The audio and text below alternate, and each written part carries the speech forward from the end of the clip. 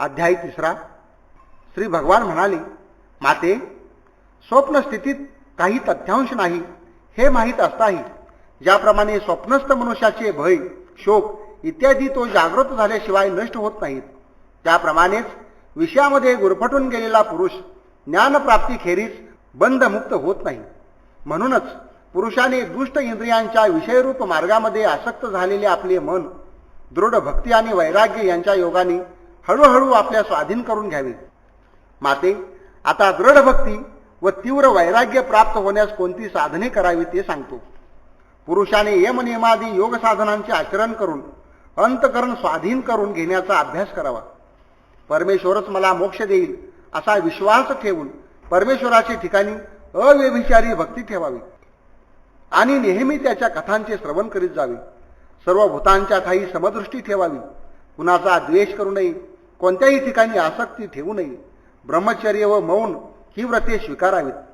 सर्व कर्मांचे निष्कामपणे यथायोग्य आचरण करून ती सर्व परमेश्वरास अर्पण करावी. अयत्ने करून प्राप्त होईल तेवढ्यात संतुष्ट असावी. परिमित अन्न सेवन करावे. नेहमी ईश्वराचे मनन करीत असावे. एकांत वास करावा. अंतकरण राग लोभादिकांनी विकारयुक्त होऊ नये. सर्वांचे अभीष्ट चिंतन करावे. अंतकरण दयाळू असू द्यावे. धैर्य खचू देऊ नये. आपला स्वतःचा देह, त्या देहामुळेच ज्यांचा संबंध जडला आहे असे पुत्र, कलत्र इत्यादिकांवरील आसक्ती सोडून हा मी आणि ही माझी हा दुराभिमान सोडून द्यावा.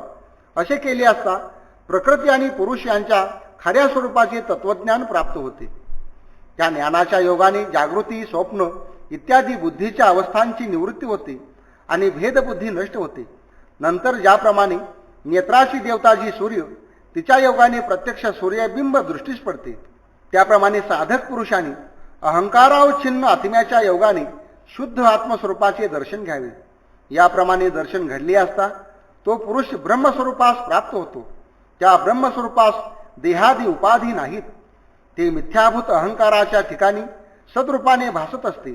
सर्व जगाचे अधिकारण जी प्रकृती, तिचे आश्रयस्थान तेच होय. सूर्याचे प्रतिबिंब पाण्यात पडून त्याचा कवडसा भिंतीवर पडतो. त्या कवडशाकडे पाहून जसे त्याच्या मुळाकडे लक्ष जाते आणि त्याकडे पाहिले असता जसे खऱ्या सूर्यबिंबाचे ज्ञान होते, त्याप्रमाणेच भूते, इंद्रिये व मन यामध्ये अहंकाराचे प्रतिबिंब पडले आहे व त्या अहंकारामध्ये आत्म्याचे प्रतिबिंब आहे.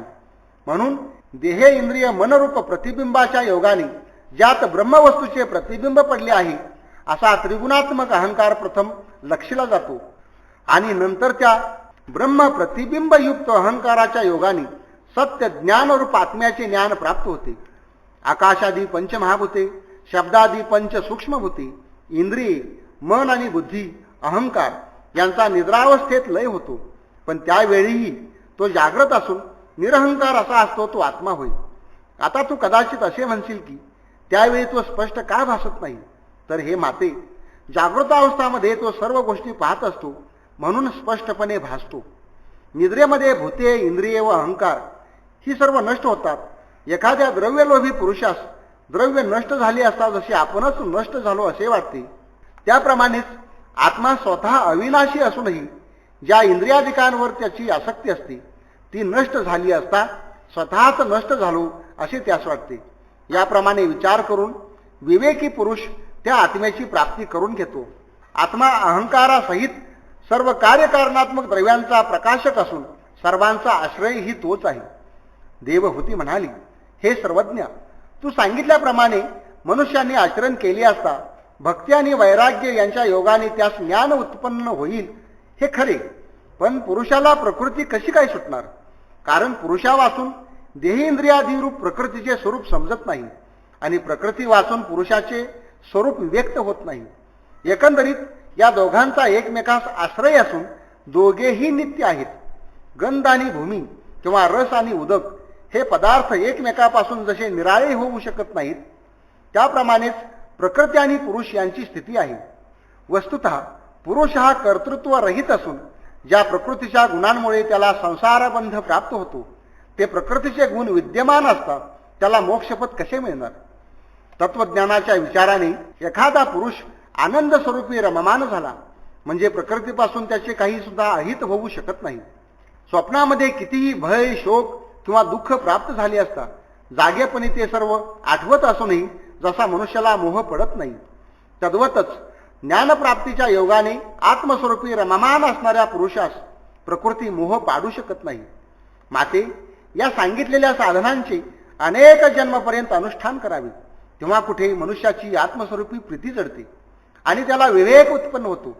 असे झाले म्हणजे मात्र वैराग्य प्राप्त होते व मग त्याला ब्रह्मलोकापर्यंत सर्व लोकांविषयी वैराग्य उत्पन्न होऊन त्याची परमेश्वराच्या ठिकाणी भक्ती जडते. भक्तीच्या योगाने त्याला आत्मस्वरूपाचे ज्ञान होते. त्या ज्ञानाच्या योगाने त्याचे सर्व संशय दूर होतात. नंतर ईशानुग्रहामुळे परमेश्वराच्या आश्रयास असलेला आनंद, ज्यास मोक्ष म्हणतात, त्याप्रत तो सहज जातो. त्या ठिकाणी देह, इंद्रिये वगैरे काहीच नसून तिथे गेले म्हणजे लिंग देहाचा नाश होतो. लिंग देहाचा नाश झाला म्हणजे प्राणी या संसारात मुळीच पडत नाही. माते, अशा तऱ्हेचे आचरण ठेवले म्हणजे मोक्ष प्राप्त होतो खरा, पण मध्ये अनिमादी सिद्धींचे मोठे भय असते. कारण योगाभ्यासाच्या योगे करून त्या पूर्णपणे प्राप्त होतात आणि मनुष्याच्या मनाला मोह पाडतात. त्यांच्या मोहजालातून सुटला तरच त्याला अविनाशी गती प्राप्त होते. त्या गतीच्या ठिकाणी मृत्यूचा गर्व मुळीच चालत नाही. या ठिकाणी श्रीमद भागवतांतर्गत कपिल गीतेचा 3रा अध्याय समाप्त झाला.